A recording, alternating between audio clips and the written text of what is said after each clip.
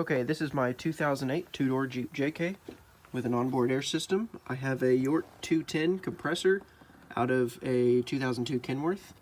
These were originally the AC compressors, but you can just change the oil out and it works great as an air compressor.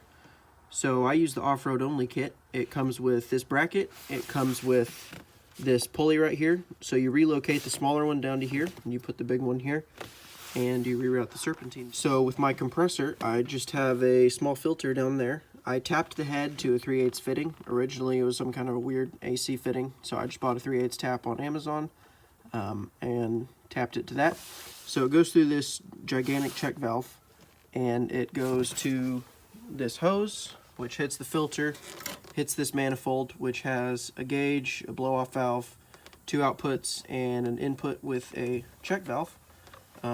And then I have it running to a 7-gallon tank in the back with this hose right here. So it's totally capable of running air tools, no problem.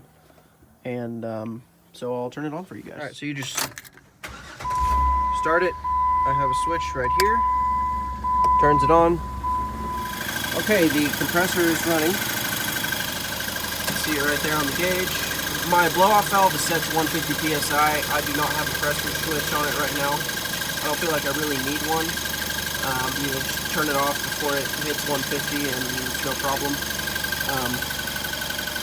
And you can hook up here, air up your tires, do whatever. I'll go around back and show you the air tank. So I've got an air tank back here. Just drilled it up through the floor. It hits this air tank, got it from Lowe's for like 60 bucks. And there is a pressure valve on it. I took the inlet and outlet off. There is another blow-off valve back here just in case the front one fails. And that's it.